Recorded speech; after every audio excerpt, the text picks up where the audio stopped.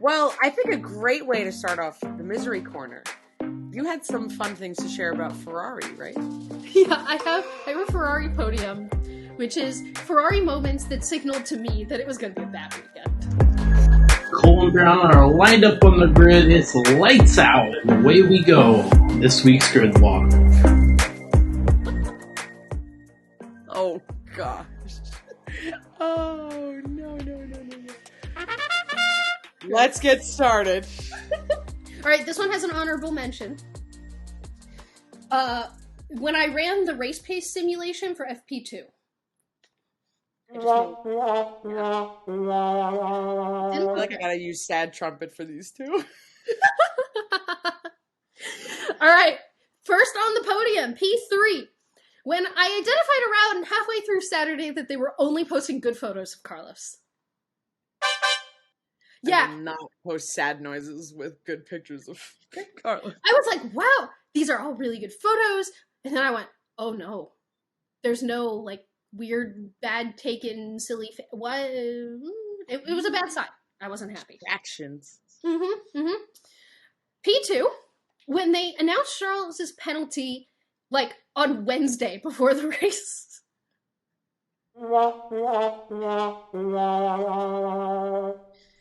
Oh, yeah. Right. Race 2. Right, great. I went, oh, okay, not going to be a good weekend. And then P1 was when we got back-to-back days with cold tub thirst trap videos of both of the drivers. That I was like, wow, all right, damage control is going on right now. It was the perfect example of, look over there! To, like, what was going to happen that weekend. I just love to imagine that Ferrari's in a PR meeting and they're like, all right, what are we going to do this week that's going to, like, keep morale high? And the social media person has to raise their hand and be like, we'll post 2 videos, one of each driver in the cold tub before the race. Like, what kind of, like, that's just how I imagine and dream the conversation to go. Right. And I just like to imagine that it's actually Fred who's recording the whole thing. And like, Charles, get in the bathtub. And it's a lot funnier when you think about it that way. And that's how I will just choose to imagine that whole scenario went down. Alanis this week, or a couple days ago, tweeted that she's like, it's never been clear that Ferrari has a #1 driver because Charles Leclerc gets an entire film crew and a high-res video of him in his cold tub, and they just hand Carlos the phone, and they're like, yeah, record a selfie. Take this old rubber ducky and record a selfie and then drop the phone in the bathtub. Perfectly captured the personalities, though. I thought it was great. Oh, yeah. No, it did great. But we do have some other members in the Misery Corner today. We have the aforementioned Lance, who, like, sad. It had to be his car that had some mysterious explosion in it. Yeah. Oh, I'm so sad. And even, like, his post-race interviews, like, right after, was just like, I don't know. I don't know what happened, but the brakes were smoking and they had a fire extinguisher. And that's always very scary. I will never adjust to that part of this sport, but terrifying. You know, my favorite members of Misery Corner this weekend are McLaren, because the fact that Pierre Gasly caused damage to Oscar's car, and then that part of Oscar's car that flew off just so happened to miss every car except for Lando's car, and then both McLarens had to go get their front wings changed within the first 2 laps. And they still, like, they weren't last, so, you know, it's an improvement. They are P10 in the standings because AlphaTauri has had a higher finish this season. So... Oh, yeah, I only meant not last in the race. Not in general. Oh, yeah, I know what you meant, because also in our Misery Corner is, for some reason, Valtteri Bottas was just, like, hanging out in the back of the field. Yeah, he's let's have a horrible, absolutely terrible, no good time. I actually have a wonderful podium for our Misery Corner as well. And I worded it as biggest womp womp moments of the weekend. Wait, where's... Okay, I found the sad trumpet. I'm ready for this. Let's go. That's great. Okay. I tried to not just make it a whole podium of DNFs because it just felt like too easy, but I will give the honorable mention. I feel like we're about to get here. Honorable mention, Alex Albon.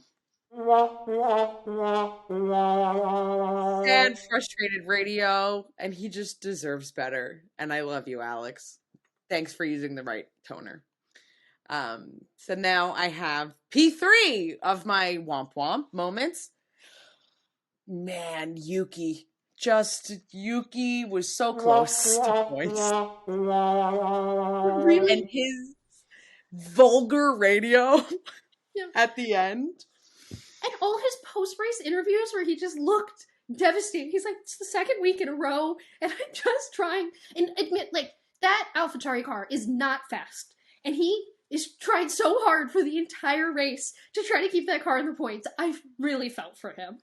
And like we, as discussed, like Haas would be competitive for Haas at Saudi Arabia. And they, were able to pull off points. But like the fact that it's Kevin Magnussen it's rough. It was a rough time for Yuki. My P2, we just discussed Valtteri Bottas. Oh my God. The only person below McLaren. And unfortunately, he says his entire horrible race was caused by the debris flying from the Gasly, Piastri, Norris, whole entire, ordeal that happened at the beginning. So McLaren still ended up in front of him, but struggled with grip. There was debris flying everywhere. He literally finished more than a full minute behind Lando and was lapped at the end. It was a rough time. It just always serves as a reminder that, if anything gets lodged in that floor, the performance of the car dramatically decreases. We saw this at Silverstone last year with Max's car, and he had the giant piece of AlphaTauri debris stuck in his floor. But, so it was a similar thing. It hasn't been fully, the team hasn't come out and confirmed it, but, it was his speculations, and, God, he had 3 pit stops, Because he probably kept saying, I'm losing grip, what's going on? And it's because there's no downforce to the floor. Poor guy. Poor guy. And my number one, biggest womp womp moments, because it's just where I felt the most just devastated and sad, is Lance's DNF, because that radio of, stop the car! Just stop the car now, stop the car on track. That was terrifying. It was scary. God, he can't catch a break between his wrists and now, this race, it's been a rough time for Lance. So, you know what? I'll give you the top of the podium here, buddy. I'm sure he wants that top of the podium. I know. It's been a rough one. I want a Lance podium so badly. I really thought that there was an opportunity this week. And then there was a safety car. And even though it was caused by him, but then Max just got to go, but as soon as the safety car, and it's, people are like, it could have been a virtual safety car, but it's a whole bunch of things we don't need to go into right now. But as soon as it became an actual safety car, it was like, well, Max could have just waited a little and then just but rough time.